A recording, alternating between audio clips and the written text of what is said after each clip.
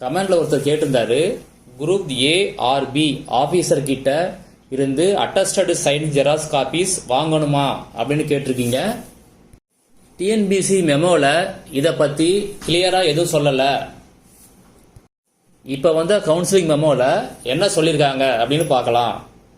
சான்றிதழ் சரிபார்ப்பிற்காக பதிவேற்றம் மீள பதிவேற்றம் செய்த அனைத்து சான்றிதழ்களின் மூல சான்றிதழ்களையும் தேர்வாணையத்தின் அறிவிக்கை எண் குறிப்பிட்டுள்ள படிவத்தில் உள்ளனவா என்பதை உறுதி செய்து கொண்டு தவறாமல் கொண்டு வருமாறு அறிவுறுத்தப்படுகிறார்கள். அதாவது என்ன சொல்றாங்க அப்படின்னா, நீங்க அப்லோட் பண்ண இல்ல ரீ அப்லோட் பண்ண சர்டிபிகேட்ஸ், ஒரிஜினல் சர்டிபிகேட்ஸ் எல்லாமே கண்டிப்பா கொண்டு வரணும் அப்படின்னு சொல்லியிருக்காங்க. மூல சான்றிதழ்கள் சரிபார்ப்பு மற்றும் கலந்தாய்விற்கு வரும்போது தேவையான மூல சான்றிதழ்களில் ஒன்றையோ அல்லது அதற்கு மேற்பட்ட சான்றிதழ்களையோ சமர்ப்பிக்க தவறினால் மறுவாய்ப்பு அளிக்கப்பட மாட்டாது. அதாவது என்ன சொல்றாங்க அப்படின்னா, கவுன்சிலிங் வரும்போது ஒரிஜினல் சர்டிபிகேட்ல நீங்க ஒரு சர்டிபிகேட்டை மிஸ் பண்ணாலும் சரி, இல்ல அதுக்கு மேற்பட்ட சர்டிபிகேட்டை மிஸ் பண்ணாலும் சரி, உங்களுக்கு மறு சான்ஸ் கிடையாது அப்படின்னு சொல்லியிருக்காங்க. இதுல எங்கேயுமே அவங்க அட்டஸ்டட் காப்பி வேணும் அப்படின்னு சொல்லவே இல்லை.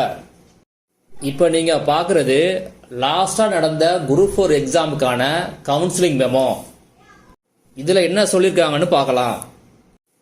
கணினி வழி விண்ணப்பத்தில் குறிப்பிடப்பட்டுள்ள தகுதிகளுக்கான சான்றிதழ்கள் மற்றும் பின்வரும் மூல சான்றிதழ்களையும் ஒரிஜினல் சர்டிபிகேட்ஸ் அச்சான்றிதழ்களின் ஒளிம நகல்களையும் அதாவது ஜெராக்ஸ் காப்பீஸ் தவறாமல் கொண்டு வருமாறு அறிவுறுத்தப்படுகிறார். இதுல என்ன சொல்லியிருக்காங்க அப்படின்னா, ஒரிஜினல் சர்டிபிகேட்ஸ் எல்லாத்தையும் கொண்டு வரணும்னு சொல்லியிருக்காங்க. அதோடைய ஜெராக்ஸ் காப்பி ஒரு செட்டு கொண்டு வரணும்னு சொல்லியிருக்காங்க. இதுலயும் அட்டஸ்டட் காப்பி கொண்டு வரணும் அப்படின்னு எங்கேயுமே மென்ஷன் பண்ணல. இப்ப எங்க அட்டஸ்டட் காப்பி தேவைப்படும் அப்படின்னு பார்க்கலாம். உங்களுக்கு கவுன்சிலிங் முடிஞ்ச பிறகு அலாட்மெண்ட் ஆர்டர் இஷ்யூ பண்ணுவாங்க. உங்களுக்கு அப்பாயின்மெண்ட் ஆர்டர் இஷ்யூ பண்ண மாட்டாங்க, அலாட்மெண்ட் ஆர்டர் இஷ்யூ பண்ணுவாங்க. அதாவது எந்த டிபார்ட்மெண்ட் இல்ல எந்த இடத்துல உங்களுக்கு போஸ்டிங் அப்படின்னு அலாட்மெண்ட் ஆர்டர் தான் இஷ்யூ பண்ணுவாங்க. அதுக்கு பிறகு கன்சர்ன் டிபார்ட்மெண்ட் ஹெட்ல இருந்து உங்களுக்கு இன்டிமேஷன் லெட்டர் மூலமா வரும்.